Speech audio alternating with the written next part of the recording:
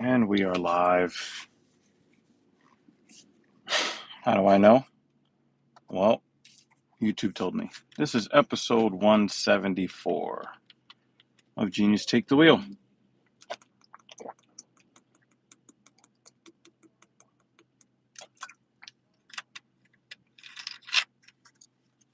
A little bit of housekeeping. If you are part of the replay gangs, I salute you. Thank you so much for supporting what I'm doing here. Okay. What now? Autopsy on today's work.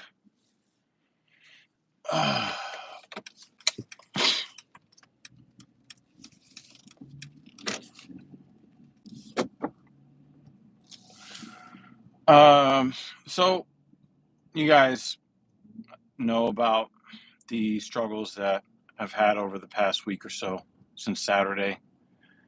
And so I don't really have to go on and on and on about that. But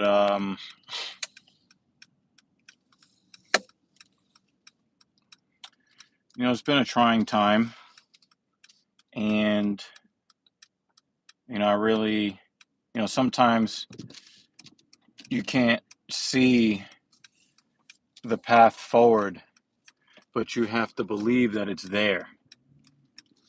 And so that's kind of like where I'm at with it mentally. I've had to make some material changes in my routine, so that made things more complicated. So basically, I have started training at a new facility, and it might be the best decision that I have made in a while. Never mind the fact that the decision was, in part, in some ways, made for me. I don't mind, because I had some suspicions about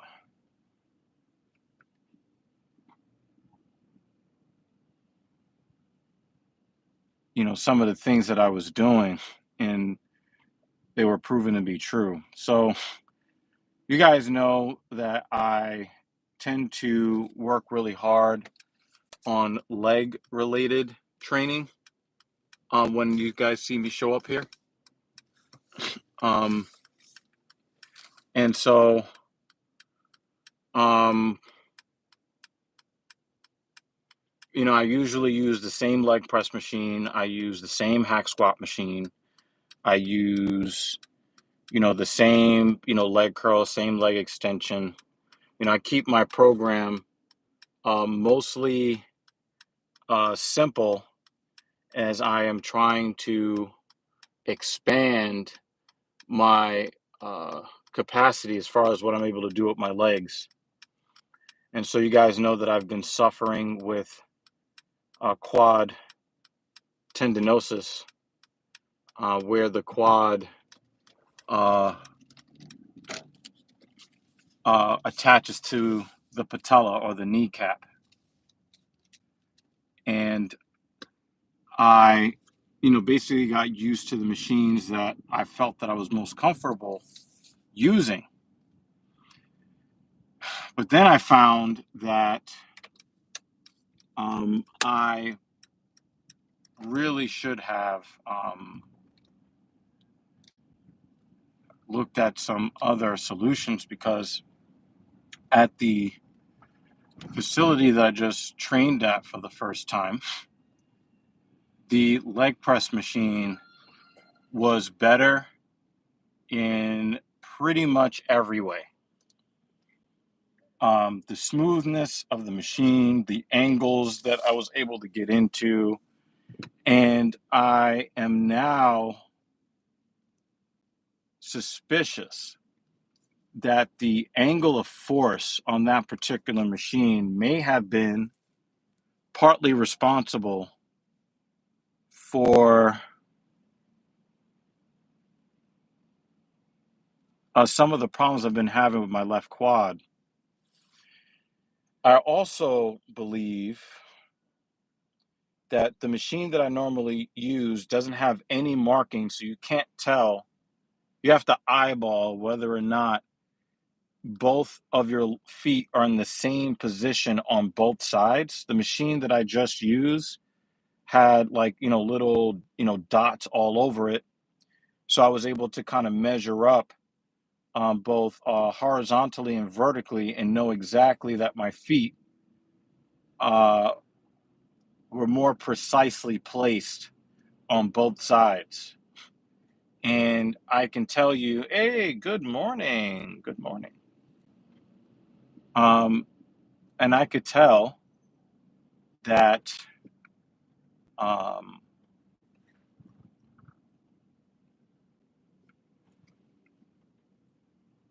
that this machine was better for me because I did not feel any of the strain either. I didn't feel the pain straight down the quad. I didn't feel it on the inside of the knee cap. I didn't feel any of it. And what is more, I will say that 315 felt lighter than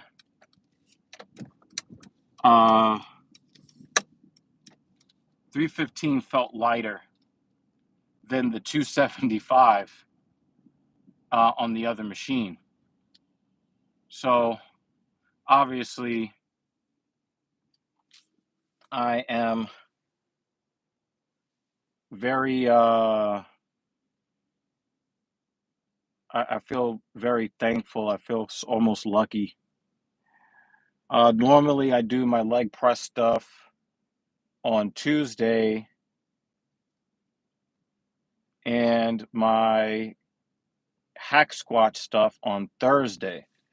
But I really wanted to see what this leg press was like. So I did the leg press. I did 3 sets of 5 at 315, which is light for me, but I have a lot of fear of aggravating or exacerbating this quad injury. So I am taking it a lot slower than I was before.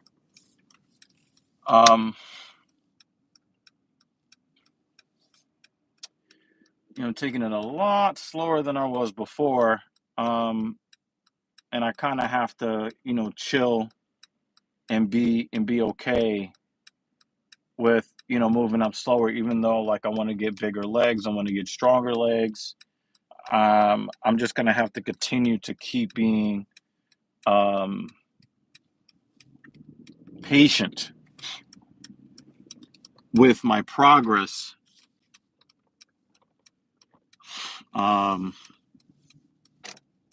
so that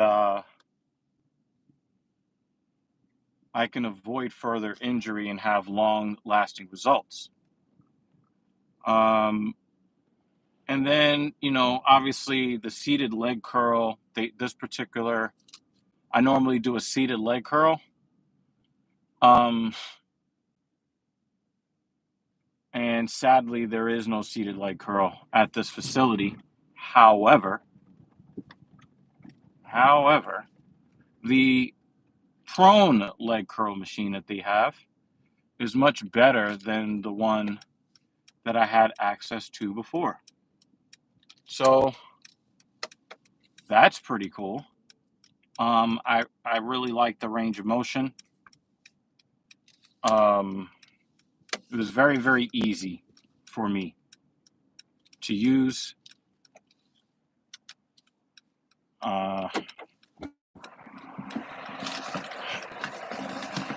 So that was cool. And then I did a seated leg extension. The machine had a little bit of a learning curve to it, just a hair. But once I kind of settled in and got into the right position, it was okay. So while I still do have some irritation in the left quad tendon, I was actually able to feel my left quadriceps. Um, the drawback with the hack squat machine when I got on it after the leg press is that it did not allow for full range of motion. It allows you to break 90 degrees to get deeper than 90 degrees, but not it does not the track does not go all the way to the bottom where basically when you get to the bottom the weight is on your muscles. There it does come to a stop. So it's I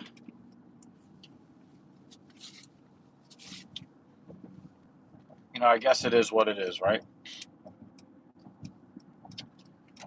um so overall I would say that my first time experience in this facility was pretty cool. um I will say that trying to set myself up to even get to the gym was much more complicated than I anticipated. And I guess it's because it's a super busy area. So I had to really, I never have to search for parking, getting to the gym. Uh, Today I definitely had to do that. So I'm going to learn the system. Today was just the first day system. Um, and it will start to make more sense to me. I will find out where I can and cannot go, and when is the best time to try to get to certain places. All of that stuff will be revealed in due time. So I'm not too concerned about that.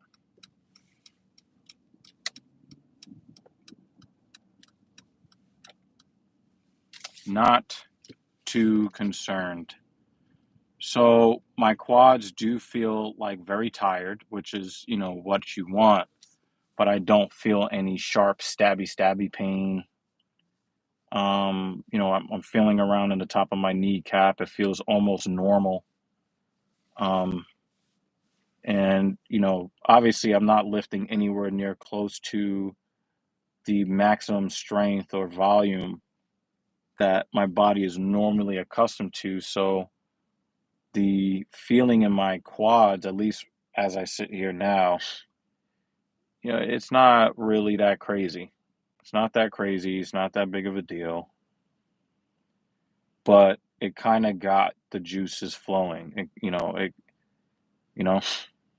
um, you know, the staff at this gym, which is not like a large chain, so it's nice. It's got like a nice mom and pop feel. Um, I was starting to get in trouble with Mrs. Evil because the staff was so nice that they were like really wanting to hold a conversation while she wanted to go buy juice and hangers from Target. So I was just like, I didn't want to cut the lady off because I was having a pleasant time. She was a pleasant person to interact with. Um, but Mrs. Evil's like, I gotta do stuff and things. So just like, okay. Um, I didn't want to be rude, especially like the lady was super nice. She didn't charge me like all the fees to sign up, you know. And I'm just like, okay, you know, let me help Mrs. Evil out. And let me tell you something about Mrs. Evil, okay? She is not the woman I married. I'm just gonna say that there's a yeah. No, I have the red light still. She pulled the bait and switch on me, y'all. When we first got together, I walked everywhere. I was used to walking everywhere, and so you know, you know, it's like everybody's trying to get off that highway. Um, um,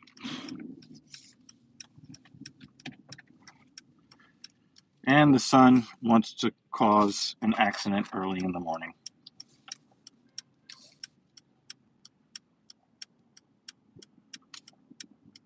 Please tell me you're making that turn too. Hey, you didn't even put on the turn signal. Awesome.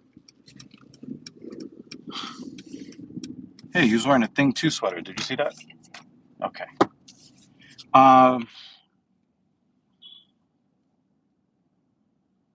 Yeah, she's not the woman I married, and I think that this is how divorces happen.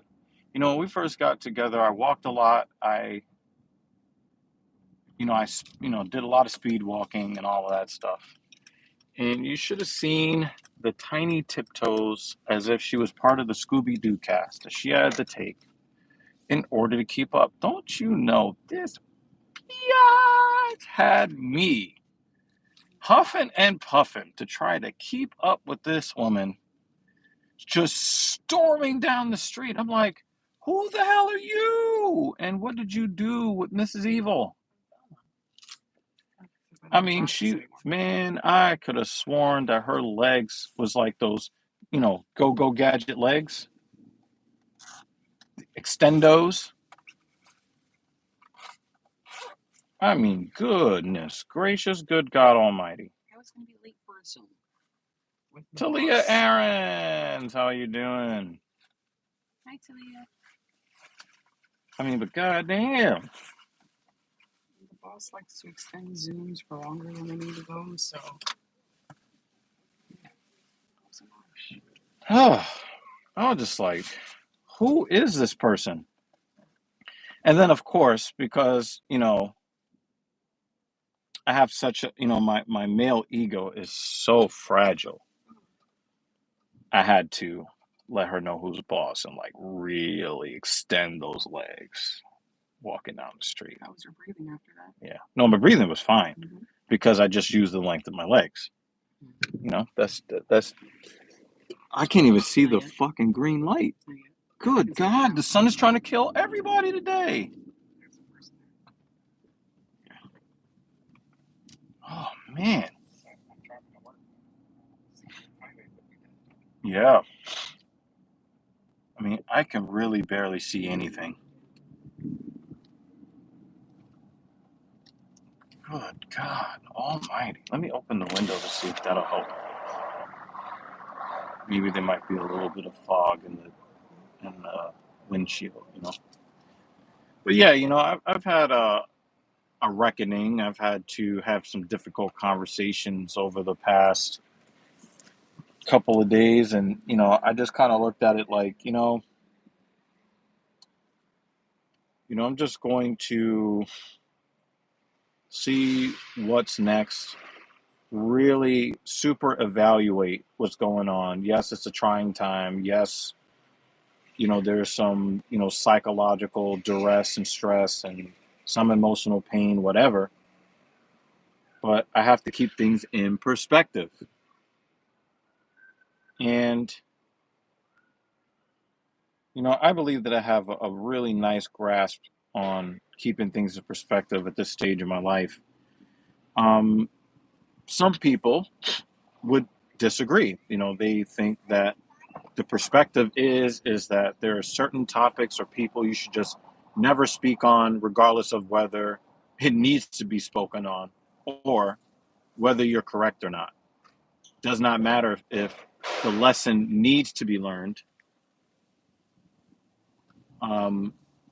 because we don't want to hear it. That's all that matters. Okay, cool. Some people think that I lack the proper perspective that um, in that sense, and they're welcome to their opinion. Um, but okay, the sun is really trying to kill everybody. You know what it is? It's today's date. It's a celebration of evil, and the sun is like, let's run over some pedestrians. Ha ha ha ha. I'm like, no, I'm going to drive at 11 miles an hour. Can't see anything. I don't think I've ever been blinded by the sun like this, where it just creates like a margarine butter glaze on the windshield. On sunny days when I'm going to work, this is what it's like on the highway. So I like this one. I mean, there's a sharp, painful glare from the sun usually, but it's not like, somebody rubbed a bar of soap all over the windshield, where even if you put the visor up, you still can't, you're still inconvenienced in some way.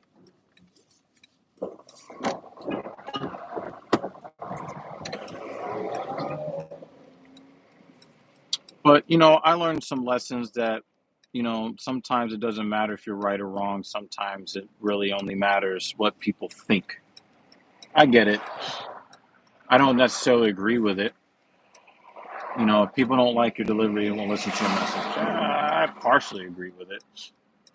But it's like, I think to myself, if a firefighter, was trying to save people from a blaze and he says, get the fuck out of the house, are people just going to like stop and not leave the house because he said, fuck? Oh, you were mean when you tried to save my life. Um, yeah. And I have to honor the fact that that's just how people are. And I'm not going to relate. I'm not really going to understand. But since I live in society, I've unwittingly agreed to a social contract. And by virtue of that, I have to honor the idiosyncrasies of the collective. And the collective opinion is that marijuana is good for you, and speaking truthfully about the impact of death is not good. So obviously there's going to be people I can still interact with on a super matter of fact, a super honest level. It's just that in some communities, they mark you with a scarlet letter, and you're like, okay, I accept the scarlet letter, and I don't want to further inconvenience you. And some people might derive some sort of glee or sense of accomplishment because they were able to influence someone to not be a part of the community anymore because of whatever they think of that person. And it's like, okay, cool, that's cool. you know no problem. But then I just ended up in a better mechanical, geographical, and fiscal situation after all of this. So life can be real, real funny that way. So I'm not going to question it too much.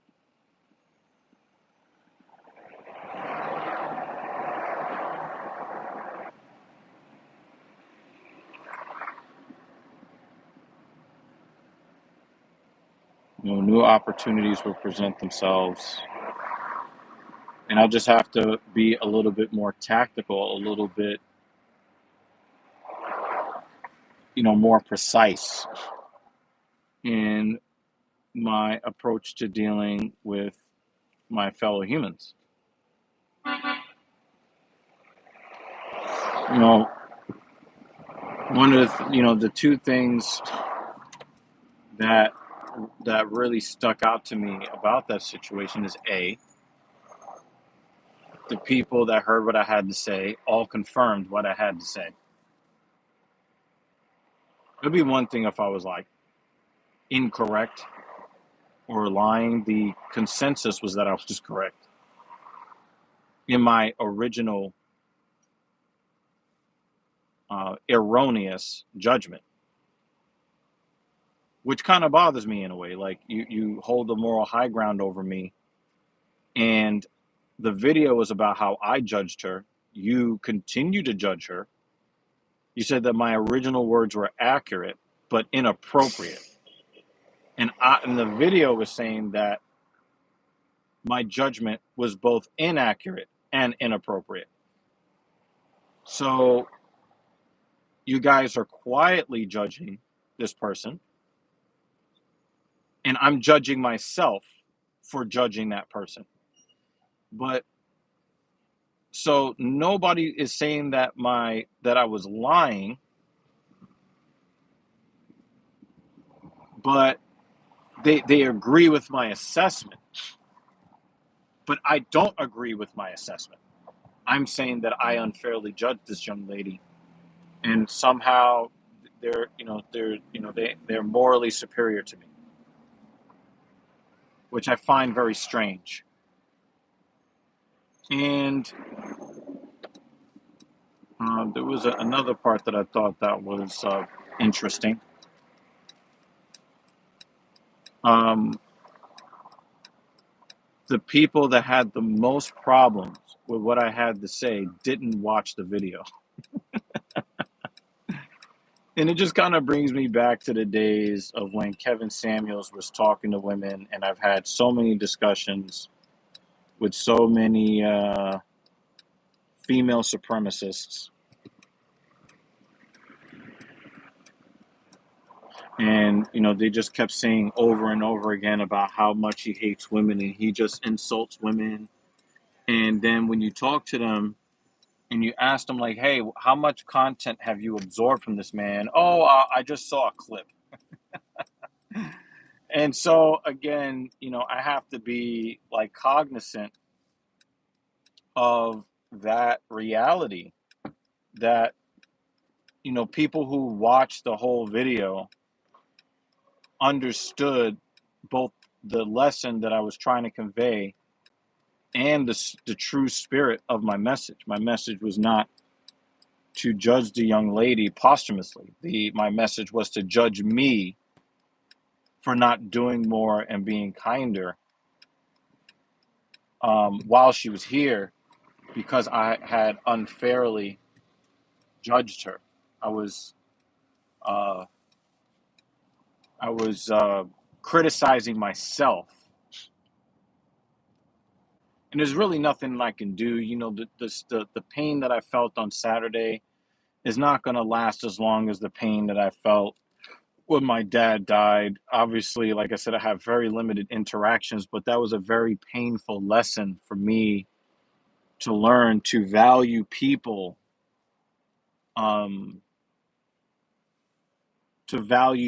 even strangers, more than I do, to try to be kinder, to try to be less judgmental.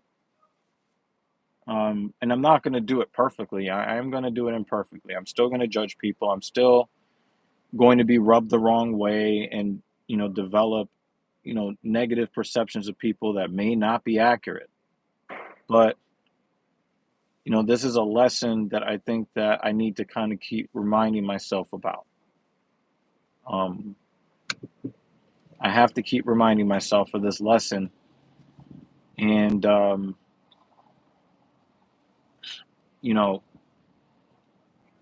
it's a very unfortunate turn of events. However,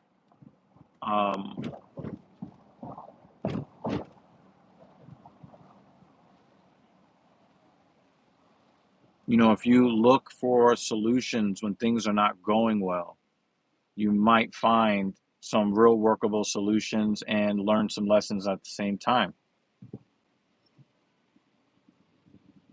So, I have to, at least on an intellectual level, understand certain parts of the social contract, certain things that some people find are taboo. I'm still going to speak on some subjects that people don't want people to speak on. But, I'm going to have to really think about some of this stuff a little bit more, and be more precise with what I have to say, because again, and and I said this in episode 173, the last episode, it really doesn't matter what your message is if nobody gets it. So I'm going to just continue to keep trying to refine my soul, try to make myself better. And I want to remind you people that you are going to make mistakes. You are going to step on people's toes. That is part of the human condition. Human beings are habitual line steppers.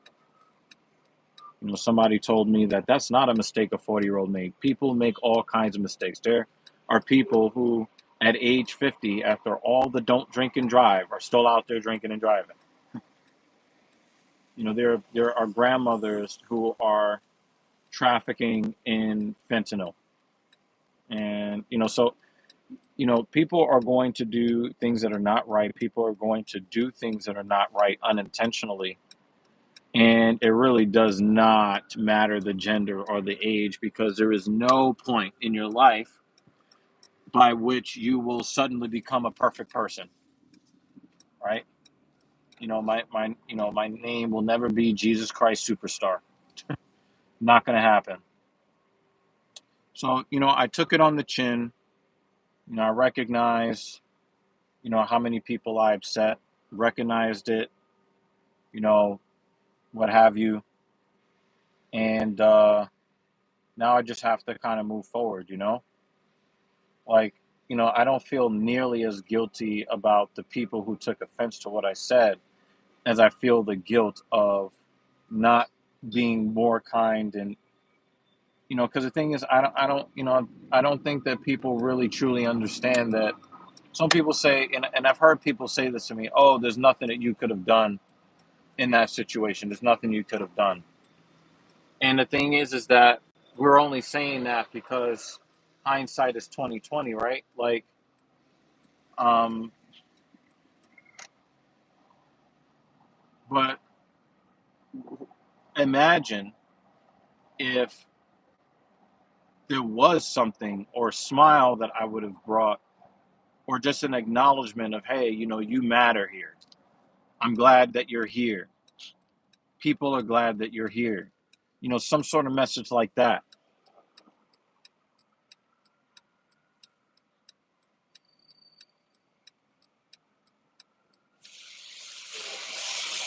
If she was still here today, people would just think that things were normal, right?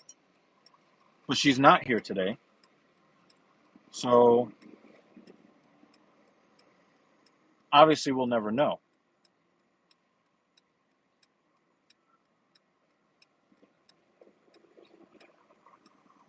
But I've been in situations where I look back and I'm like, there's a non-0% chance that this thing could have turned out differently if I would have made this move instead of that move. Somebody told me that they reviewed it with someone that they're close to, that they trust the judgment of. They reviewed, and it's just really weird that live stream got 14 views, but apparently the entire world has watched it. That's just really weird to me. That's still whatever. But she said that she reviewed it with somebody that she trusted the judgment of, and they both came to the conclusion that if the beginning of my stream was at the end and the end of the stream was at the beginning, then people would have taken it differently. Okay, I respect that, and that makes a lot of sense. But you also want to believe that somebody wasn't more kind to her, that could not have made a difference, that there wasn't a chance that she would still be here. Like, I look at these types of things, and I'm always studying how people, I'm always studying human interaction. So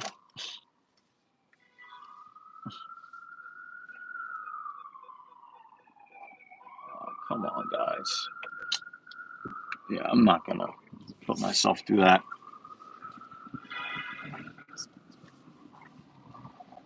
Yeah, I just didn't want to have you having to deal with the. Being so far up, that actually might be fine. Yeah, possibly. It should be okay. I just wanted to make it as easy on you as possible. If they're gonna ask people to get off, This one's kind of tight too.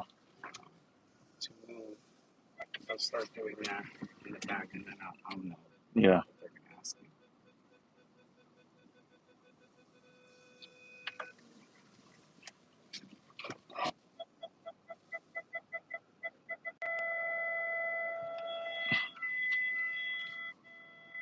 Shut up.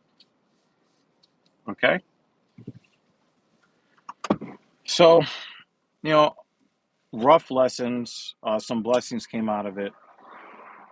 And I just kind of, I just have to continue to roll with it. And that's really the bottom line, because Stone Cold said so.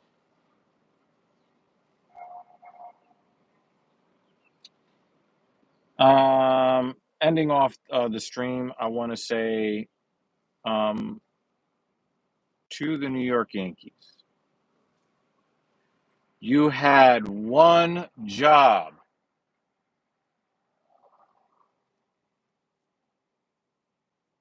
I fucking hate your franchise, but you had one job.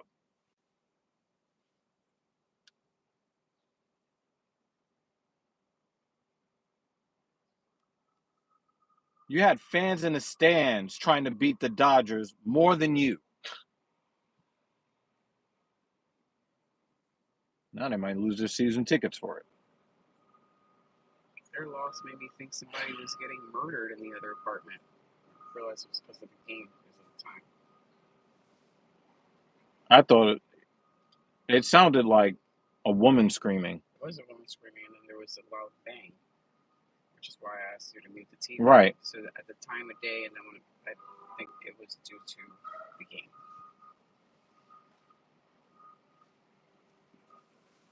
I'm skeptical.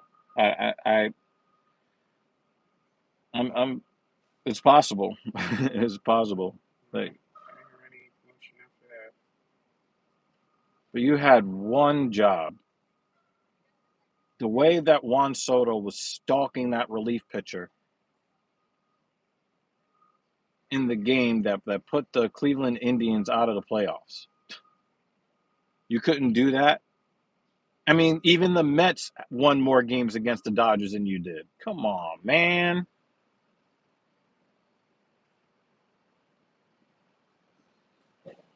I don't know. I'm annoyed. Like, I actually had to grit my teeth and say, please, Yankees win. And, you just couldn't do that.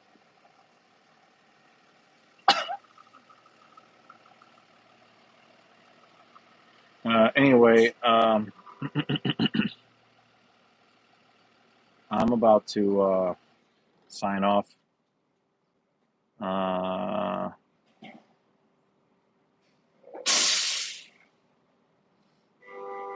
We're going to continue to keep working through all the difficulties. We'll continue to keep working, and I'm rooting for all of y'all. I'm rooting for every single one of you. I'm going to keep working as hard as we can.